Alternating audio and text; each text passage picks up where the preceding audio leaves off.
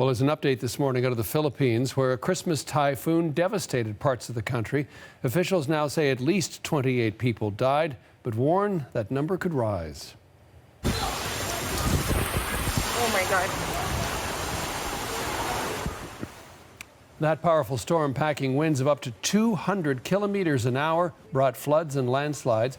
A dozen people reported missing in the debris.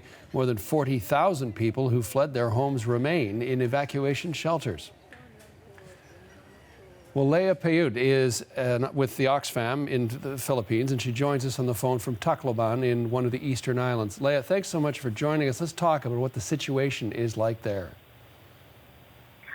Hi, good evening. I'm calling now from Tacloban. Can you hear me clearly? Absolutely, yes, absolutely. Okay, good evening, Jan. Yeah, it's evening here in the Philippines.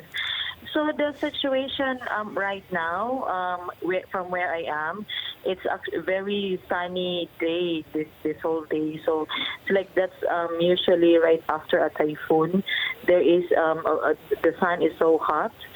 So yeah, but in aftermath of the typhoon is that as per what our report, we released the report, is that the figures are expected to rise, especially that it has currently is affecting at least 185,000 individuals and more or less 44,000 families affected in more than 500 villages now. And yes, you are right that a total of at least 28 deaths and 12 missing individuals were reported, and that's where the typhoon struck, no. And from where I am, in eastern part of the Visayas and together with the western part of the Visayas, around 2,000 damaged houses already. So actually, there are 4 provinces and 2 towns in Visayas and southern Luzon that has already declared state of calamity, and that the calamity funds of the local government, especially those from the smaller towns and villages, are already stretched and depleted. So hence responding quickly to the needs of affected communities is projected to be slow. Actually, the typhoon enters our Philippine area of responsibility on 23rd of December, and myself, with my family, we spent the Christmas Eve in total darkness, no, and we were surrounded with floods, so we cannot get out of our house.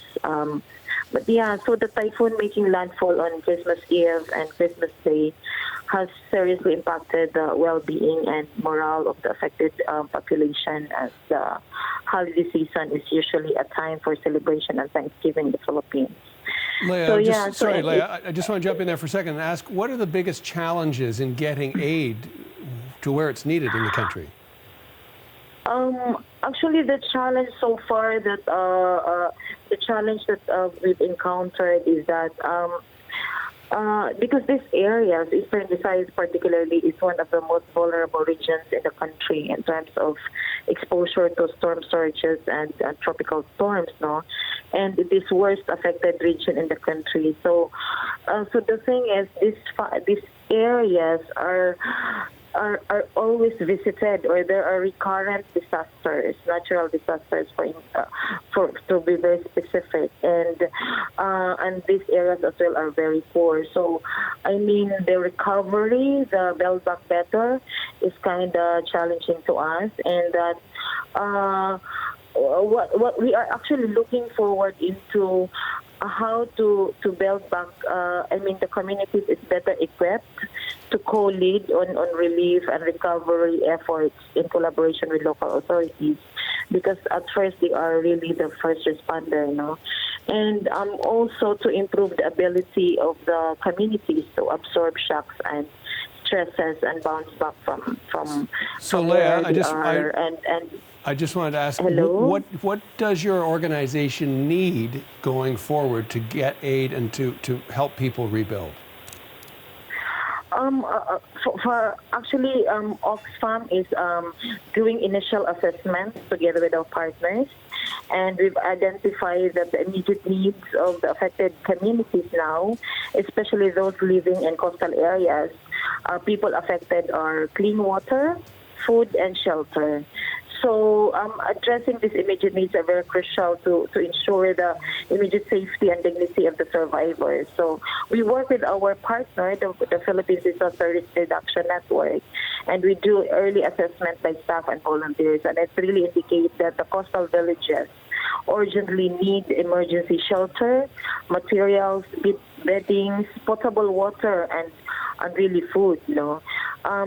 Communities are urgently requesting emergency shelter grade materials because a storm surge completely destroyed their homes, which is located in the coast. And then families are also asking for beddings and mosquito nets, since they have no safe place to sleep, and that dengue continues to be a major threat in our country, particularly in the region.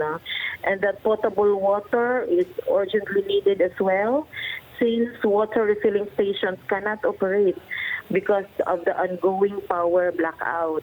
Okay, and Leah, I'm going to have to stop you there, but I really appreciate this update. Thank you so much. And people of this country obviously are concerned about what's going on there in the Philippines. Thank you so much. Yeah, thank you for reaching out. Thank you. Good evening. Absolutely. Good evening to you too. Leah Payud, and she joined us from Tacloban in the Philippines.